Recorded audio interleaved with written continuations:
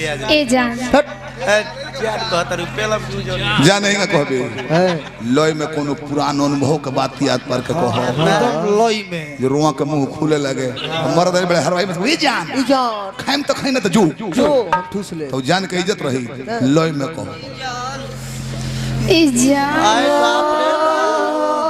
ओया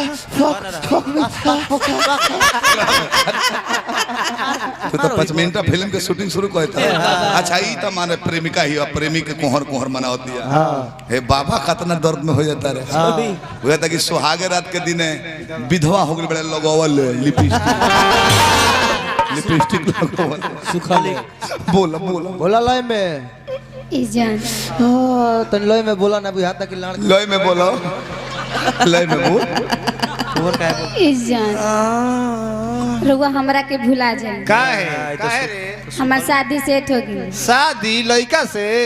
वैसा से होता है ठीक है रह का कहलू तरह के भुला जाए हां भुला जाए पीखा के सूत रह हां मन मना ले दिल मना ले हां बाकी है छोट लाल खिसिया जले को छोटे लाल भाई बेंजो ने तो कहते मौलिक बड़ा खिसिया जला ई को दू तब मानला पकदरू देला बोला बोला तार का मन अब हमार पीछा मत करी पीछा ना करी नहीं बरवा सब बताई लंगड़ आदमी के हां आगा ना भेटाई तो पीछे न कर बातचीत आगा भेटाई तू आई लव यू कह तू बातचीत कर तू तुम पीछे पीछे घूमती तारा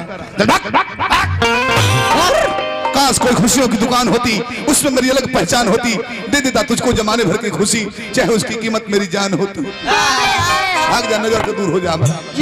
चली गई फिरियो का ना तकलो फिर के अरे मैं घूम के हुआ भाई अच्छा तू दूसरा फिरल बुझाता का जरा फिर यार लोग कहता के भेन तक क्वेश्चन हो गई बड़ा अरे मोहन पर उदासी चल रहा था कहले मत पूछलो ये यार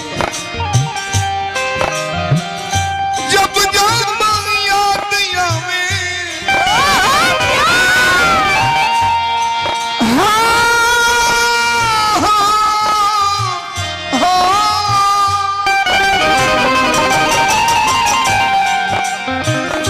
जब जब याद आवे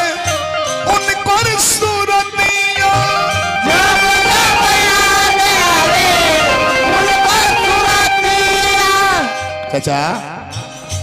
हमका के दुर्गा जी जान के दे देला हमरा के महिषासुर बुझाता रहो हमनी के भसान करे आइल बन जा रहो बाकी हाथवा छुले जा तारा लइका ऊपर से लोड कम हो गई काहे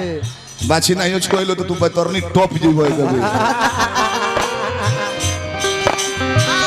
फाटे लगे छतिया सुनाए संहतिया का कहीं हमरा रानी के का कहीं हमरा रानी के तो सबे राजा हो गई मोहब्बत सजा हो गई